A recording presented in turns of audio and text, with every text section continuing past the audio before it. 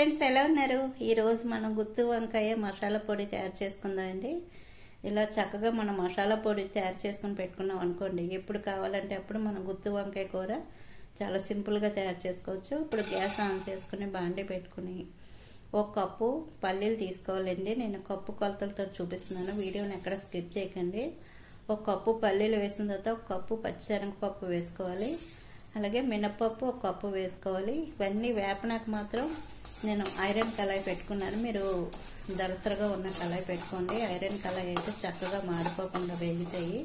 ఇప్పుడు గ్యాస్ని మీడియంలో పెట్టి చక్కగా పప్పులన్నీ బాగా వేసుకోవాలి. చూడండి, పప్పులన్నీ చక్కగా వేగిపోయాయి. ఇప్పుడు దీన్ని ఒక బౌల్లోకి తీసుకుందాం. ఒక కప్పు ధనియాలు వేసుకోవాలి. పావు కప్పు జీలకర్ర వేసుకోవాలి. అలాగే మిరియాలు ఒక స్పూను, లవంగాలు ఒక 10 తీసుకోవాలి, యాలకులు ఒక 6, చెక్క కొద్దిగా ఇవి కూడా వేసుకుందాం. మెంతులు ఒక ½ టీ స్పూన్ వేసుకోండి. మెంతులు వేయడం వల్ల టేస్ట్ బాగుంటుంది, అలానే ఎక్కువ వేయకూడదు.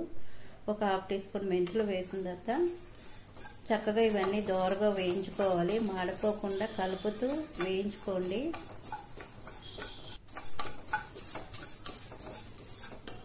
ఇవన్నీ చక్కగా వేగిపోయండి. ఇప్పుడు స్టవ్ ఆఫ్ చేసుకుని గసగసాలు ఒక స్పూన్ వేసుకోవాలి.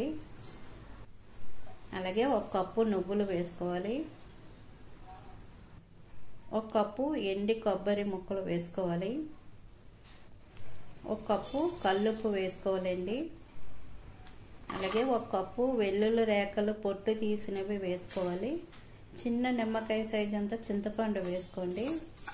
వేసిన తర్వాత మనం గ్యాస్ ఆఫ్ చేసిన తర్వాత ఇవన్నీ వేసుకోవాలి. ఈ వేడికి చక్కగా వేగిపోతాయండి. దీన్ని మనం పక్కన పెట్టుకుందాం. ఇప్పుడు మిక్సీ జార్ తీసుకొని ముందుగా పప్పులు వేపి ఉంచుకున్నాం కదా, ఇవన్నీ బాగా చల్లారిన తర్వాతే మనం మిక్సీ జార్లో వేసుకోవాలి. మిక్సీ జార్ మీద మూత పెట్టుకుని దీన్ని మెత్తగా పొడి చేసుకోవాలి.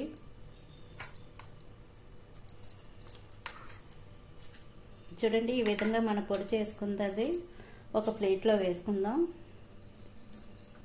ఇదే మిక్సీ జార్లోనే ముందుగా మనం కొబ్బరి, ధనియాలు, జీలకర్ర ఇవన్నీ వేపి ఉంచుకున్నాం కదా, ఇవి కూడా వేసుకుందాం.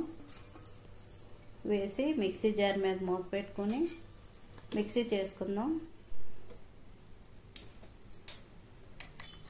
చూడండి, ఈ విధంగా మనం మిక్సీ చేసుకున్నాం కదా, దీంట్లో మనం ఒక కప్పు కారం వేసుకోవాలి.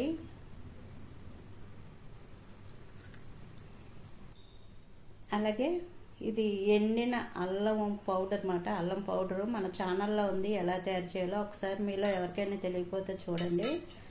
అల్లం పొడి వేసిన తర్వాత పసుపు ½ టీ స్పూన్ వేసుకొని ఇవన్నీ మరలా ఒకసారి మిక్సీ చేసుకోవాలి. ఈ మిక్సీ చేసుకున్న పౌడర్ని ముందుగా మన పప్పులు మిక్సీ చేసుకుని ఒక ప్లేట్లో వేసుకున్నాం కదా, ఆ ప్లేట్లోనే ఇది కూడా వేసుకుని బాగా అన్నీ కలిసేలాగా బాగా కలుపుకోండి.